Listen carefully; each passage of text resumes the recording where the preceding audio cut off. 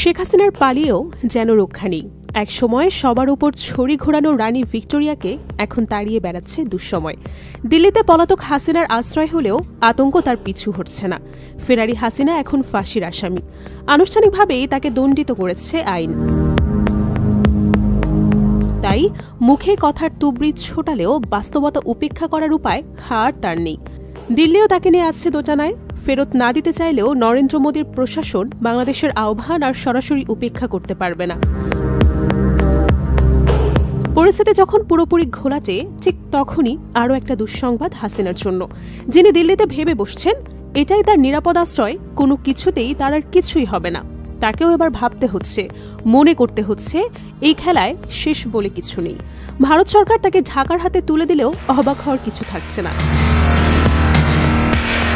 বাংলাদেশের অন্তর্বর্তী সরকার হাসিনাকে ফেরাতে বারবার আবেদন জানালেও সে আবেদন কানে তোলেনি ভারতের নরেন্দ্র মোদী সরকার। উপায় না পেয়ে তাই ফাঁসির সাজাপ্রাপ্ত হাসিনাকে ফেরাতে চেয়ে ইন্টারপোলের দ্বারস্থ হচ্ছে বাংলাদেশ। কিভাবে সাহায্য চাওয়া যায় তার পরিকল্পনাও চলছে।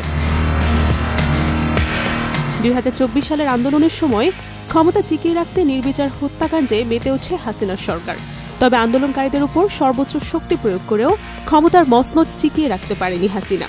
মানবতা বিরোধী অপরাধে প্রায় ১ বছরের বিচার প্রক্রিয়া শেষে হাসিনাদের দোষী সাব্যস্ত করে মৃত্যুদণ্ড দেয় আন্তর্জাতিক অপরাধ ট্রাইব্যুনাল। সাজা ঘোষণার পর থেকেই হাসিনাকে বাংলাদেশে ফেরাতে তৎপরতা শুরু করে অন্তর্বর্তী সরকার। ভারত সরকারের কাছে হাসিনাকে ফেরত চেয়ে অনুরোধ জানায় বাংলাদেশের পররাষ্ট্র মন্ত্রণালয়। শুধু তাই নয়, দুই দেশের মধ্যে স্বাক্ষরিত হওয়া প্রত্যর্পণ চুক্তির কথাও নয়াদিল্লিকে মনে করিয়ে দেয় ঢাকা। বিবৃতিতে স্পষ্ট করে জানানো হয়, মানবতা বিরোধী অপরাধে দণ্ডপ্রাপ্ত হাসিনাকে দ্বিতীয় কোনো আশ্রয় দিলে তা অত্যন্ত অবন্ধুসুলভ আচরণ হবে, যা ন্যায় বিচারের প্রতি অবজ্ঞার শামিল। বাংলাদেশের এই আবেদনের পর পাল্টা বিবৃতি দেয় ভারতের পররাষ্ট্র মন্ত্রণালয়। তারা জানায়, হাসিনাদের ফাঁসির সাজার বিষয়ে সবটাই জানে ভারত।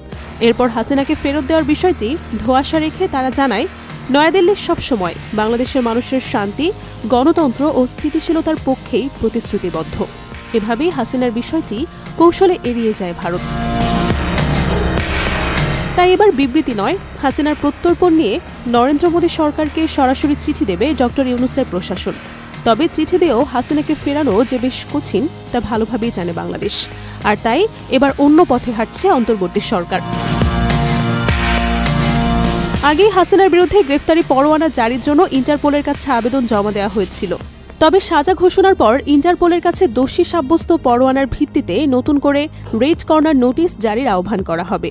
অবশ্য এত কিছুর পরেও শেষ পর্যন্ত হাসিনাকে বাংলাদেশে ফেরানো কঠিন হবে বলে মনে করছেন বিশেষজ্ঞরা।